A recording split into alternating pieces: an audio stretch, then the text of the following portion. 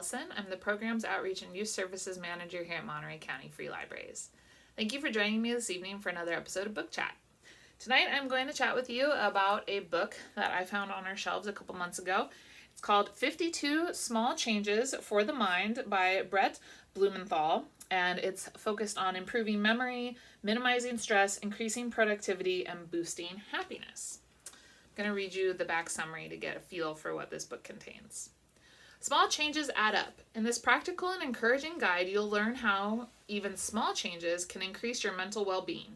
By making one small, achievable change every week, from listening to music to eating brain-boosting foods, expressing gratitude, practicing meditation, and exploring the outdoors, you can reinforce your foundation of your overall health and happiness, your brain.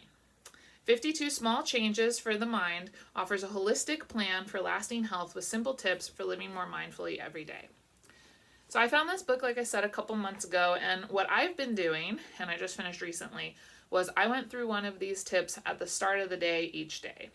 So it's 52, you're supposed to do one a week, so for a year, but I kind of streamlined that because library books have to be returned, and so I went through and just read one tip a day and looked at how I could possibly incorporate that tip into my life. Now, I'll start out by saying that just because the tips are in a book doesn't mean you have to follow them, right? So with any practice in mindfulness or stress relief or anxiety relief, what you want to do is take what actually works for you instead of trying to stretch something to work for you, because that in itself could be more stressful. And part of mindfulness is realizing what serves you and what doesn't serve you.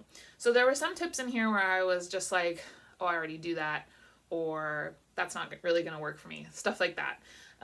One of the tips that I very quickly dismissed, and a lot of people might find this strange, was the second tip, the very, very second tip in the book, which is let the music play.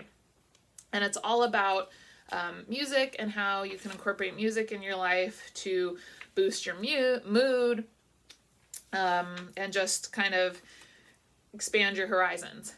I don't really like to play music at home. I like the quiet. So when I was reading this tip, I was like, oh, adding music into my life sounds too much. It's like too much stimulation for me. So I dismissed that tip. So again, picking what serves you and what doesn't. But that being said, it was still interesting to read about the benefits of music and think about how it could help other people.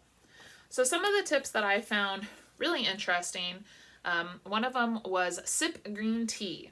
So each tip, should show you how they're divided, starts with the tip itself. There's usually a quote that relates to it. And then it talks about the tip and how, kind of like an intro to the tip. And then it talks about how to actually incorporate it into your life with a couple of different tips for how to incorporate the tip. So this one talks about green tea, gives a little bit of a history of green tea. And then, like I said, it starts with the path to change to choose green tea over coffee. And it talks about green tea can be easily added to a diet. Here are some tips to make it seamless. How much, making the switch, enjoying it throughout the day.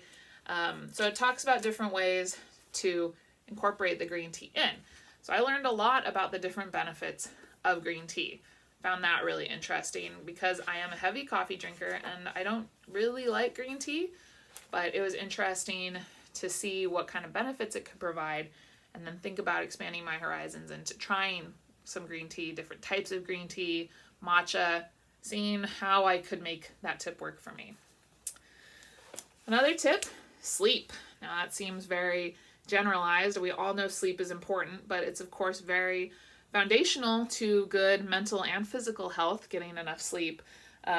So it talks about sleep, about why sleep is important, and then the path to change here is 7 to 8 hours of quality sleep per night and how to do that. So it talks about creating a sleep sanctuary and tips for how to do that, getting into a sleep schedule, how to let natural light influence your sleep rhythm, exercise, things to avoid before bedtime, things to enjoy before bedtime, because I feel like we're always focused on what not to do.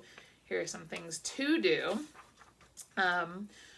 What to do when you can't sleep, and when you should seek help for sleep behaviors. So I feel like these tips they're general. They're only a couple pages. The little pointers in them are short blurbs, but they pack a big punch. They give a lot of information and a lot of things that you can follow up on if you're more interested in a particular topic. One of the last ones I'll highlight is schedule to-dos. So this talks about having a to-do list that doesn't just involve chores, but talks about different ways to build your to-do list and different things that you should include in it.